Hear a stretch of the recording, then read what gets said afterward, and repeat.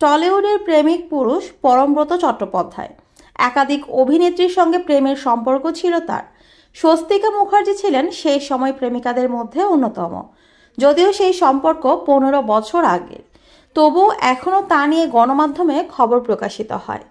গেল নভেম্বরে সঙ্গীত শিল্পী অনুপম রায়ের প্রাক্তন স্ত্রী পিয়া চক্রবর্তীকে বিয়ে করেন পরমব্রত।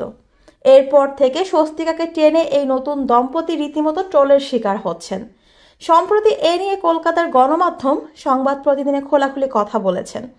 ভিডিও সাক্ষাৎকারে স্বস্তিকা বলেন, পরম পিয়ার ট্রলিংয়ের মধ্যে আমাকেও পরমের সঙ্গে আমার সম্পর্ক 15 বছর হয়ে গেছে। 15 বছরের লোকে মরে গেলে পুনর্জন্ম হয়ে যায়। ওই সময় মানুষের বিয়ে হলে, বাচ্চা হলে তাদের সন্তানদের স্কুল শেষ হয়ে যাবে। এখন একজন যে বয়সে বিয়ে করুক, যাকে বিয়ে করুক, তার 15 বছর আগের সম্পর্ক টেনে সেটা ক্লিক বেট করে ইউজ করাটা খুবই বোকার মতো কাজ। তিনি জানান, ফেসবুক এখন তারকাদের ট্রোলের বড় মাধ্যম হিসেবে ব্যবহৃত হচ্ছে। তার কথায়, ফেসবুকে এখন তারকাদের নানা রকম ট্রলিংয়ের শিকার হতে হয়।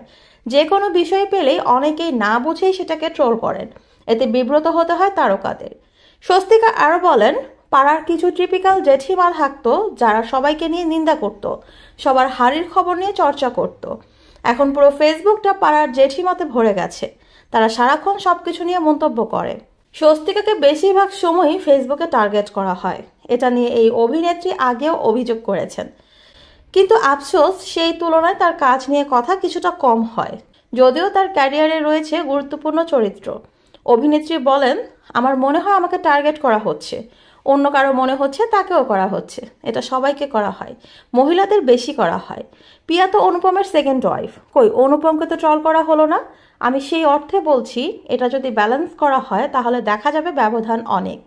স্বস্তিকা আরও বলেন, আমার খুবই অসহ্য লাগে একটা মেয়েকে সবসময় কার বউ কার সন্তান এটা নিয়ে তার পরিচয় হতে পারে নাকি। তার নিজের কাজের জায়গায় সে কি করেছে, তুমি ট্রল করলে করো, একটু হোমওয়ার্ক করে নাও, তার কাজ নিয়ে লেখো। উনি এই কাজ করেছেন, একটা খুব খারাপ কাজ করেছেন, পরমকে বিয়ে করলেন। এভাবে কাজের কথা লিখে বিয়ের কথা বলুক, সেটা না বলে এক্স বউয়ের, প্রেজেন্ট বউয়ের এগুলো কি। ফেসবুক পোস্টে বিভিন্ন বক্তব্যের কারণে সমালোচনার মুখে পড়েন স্বস্তিকা। সেগুলো নিয়েও ব্যাখ্যা দেন এই অভিনেত্রী। তবে অনেক সময় তাকে নিয়ে গুজবও শুনতে হয়েছে। এ নিয়ে স্বস্তিকা বলেন, একটা সময় এমনও শুনেছি আমাকে নাকি গাঁজা খেয়ে রাস্তায় পড়ে থাকতে দেখেছে। আমি যদি গাঁজা খেয়েও থাকি, রাস্তায় পড়ে থাকার মতো সিচুয়েশন কোনোদিন হয়নি। হলে তো মিডিয়া সবার আগে স্ল্যাশ করতো। এত বড় খবর তো কেউ ছেড়ে দিত না। 4টি রিলেশন ভেঙে গিয়েছে বলে মেয়েদের যা বলে আর কি, সেগুলো শুনতে হয়েছে। টলিউডের পাশাপাশি বলিউডের ওয়েব সিরিজে কাজ করছেন নিয়মিত, প্রশংসিতও হচ্ছেন।